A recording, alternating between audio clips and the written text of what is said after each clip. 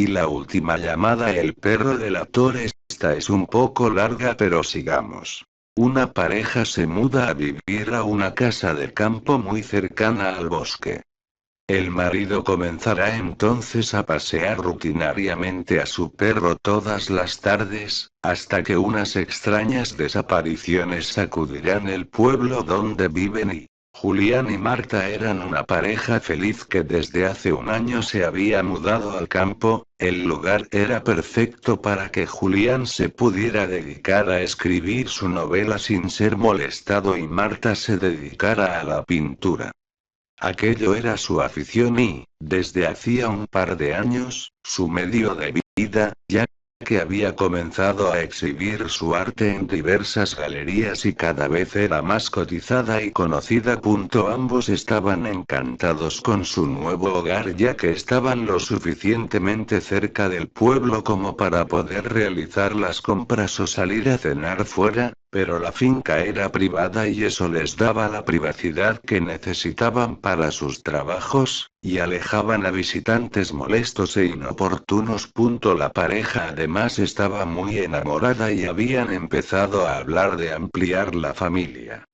La idea de que sus hijos se criaran en un ambiente tan protegido y entre la naturaleza era algo que a ambos les encantaba. La convivencia además iba viento en popa. Julián era la persona más ordenada y disciplinada que Marta había conocido en toda su vida. Metódico y detallista, tenía una rutina casi militar. Todas las tardes salía a correr junto a su perro, un paseo que encantaba al animal porque siempre llegaba feliz y agotado de tanto esfuerzo. Sin embargo, la paz que tenían parecía estar a punto de acabar y, desde hacía varias semanas se habían empezado a dar extrañas desapariciones en el pueblo. Varios coches de turistas o gente que estaba de paso se quedaban estacionados por largos plazos de tiempo sin que sus dueños regresaran a reclamarlos. Eso al principio no parecía molestar a nadie, pero en un pueblo pequeño siempre se comenta todo y el misterio parecía ir a más cada vez. Ya eran más de una docena los coches estacionados en la gasolinera y calles más alejadas del centro. Llegó un punto en el que la preocupación de algunos habitantes fue tal que llamaron a la policía para que investigara los sucesos. Las autoridades poco pudieron aclarar del asunto. Los propietarios de los vehículos habían desaparecido e incluso había denuncias de familiares reclamando que se realizara una investigación. Lo único que pudo encontrar la policía fue restos de sangre en uno de los vehículos, poca cantidad, como si alguien hubiera arañado a su agresor y luego se agarrara al asiento.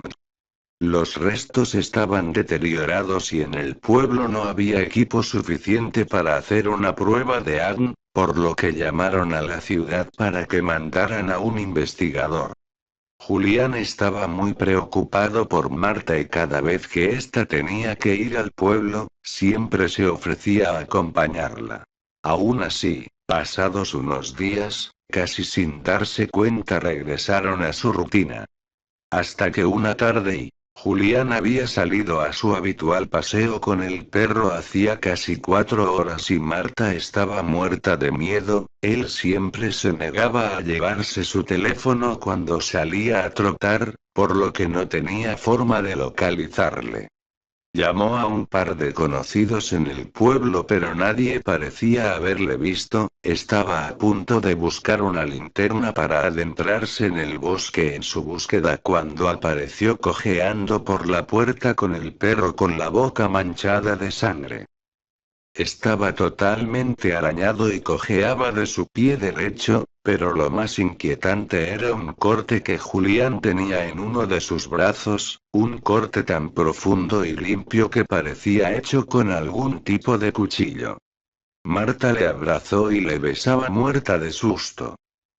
Mi amor, ¿qué te ha pasado? ¿Cómo te has hecho esto? Estaba paseando con Cronos, el nombre del perro, cuando ha aparecido un jabalí. El animal debía estar herido o algo porque me ha atacado. Corriendo entre los árboles me he raspado con las ramas, hasta que me he torcido el tobillo y he caído al suelo. En ese momento el animal me ha herido en el brazo y, si no hubiese sido por Cronos, probablemente no lo hubiera podido contar. Se ha portado como un valiente atacando al jabalí y haciéndole huir. Marta estaba realmente asustada, casi pierde a su marido y no se había dado cuenta, el pobre debía haber pasado un calvario para poder llegar hasta su casa con esa torcedura en el tobillo. Llamó al médico del pueblo y limpió las heridas de Julián. El doctor no tardó ni 20 minutos en estar en su casa y diagnosticó lo que ambos se temían: tenía un esguince en el tobillo y necesitaría al menos 2 semanas de reposo absoluto si quería recuperarse del todo. Pero lo que más le llamó la atención al médico fue el corte del brazo. Nunca había visto un corte tan limpio, era casi perfecto. Cosió la herida y les prometió volver en un par de días para ver la evolución de los puntos y evitar que se infectara. Les dejó unas gasas limpias y un antibiótico, así como las indicaciones de cómo cuidar los cortes y el tobillo. Transcurrieron unos días y Julián se encontraba mejor. Aún no podía levantarse de la cama, pero los amorosos cuidados de Marta le estaban ayudando a recuperarse muy rápidamente. El que parecía otro era Cronos, el perro. No quería comer nada y cada vez estaba más agresivo. La verdad es que Marta nunca se encargaba del perro, era Julián quien siempre le daba de comer y le sacaba a pasear. Cronos era un imponente ejemplar de Doberman, una raza de perro que requiere mucho ejercicio, y Marta lo sabía. Así que, aprovechando que Julián se durmió una siesta, decidió salir a pasear con el animal, un paseo no muy largo ya que le daba miedo adentrarse en el bosque sabiendo que el jabalí podía seguir por allí. Le puso la correa y casi sin darse cuenta el animal comenzó a guiar el camino. Marta podía a duras penas seguir el ritmo del perro que tiraba con fuerza de la cuerda que le sujetaba. La estaba adentrando en el bosque más de lo que ella quería, pero era incapaz de sujetar al animal y esperaba que éste se cansase de remolcarla. Hasta que finalmente el animal se soltó y salió corriendo. Marta corría detrás de él, pero Cronos era mucho más rápido. Por suerte para ella, unos 50 metros más adelante había una pequeña cabaña, casi escondida entre las rocas, en la que se adentró el perro. Probablemente era la cabaña de un cazador y el animal la había llevado allí guiado por el olor de algún animal muerto. Al acercarse, un fuerte olor a podredumbre le golpeó en la nariz. Era el mismo olor que tiene la carne al descomponerse. Era tan insoportable que ni tapándose la nariz podía disimularlo. Empezó a gritar desde fuera de la cabaña para que saliera el perro, pero este no obedecía, por lo que al final tuvo que ser ella quien entrara. Todo estaba bastante oscuro, pero pronto se dio cuenta que Cronos estaba a pocos metros de la entrada comiendo algo en el suelo. Cuando se acercó pudo ver que lo que parecía un bulto era en realidad el cuerpo de una persona.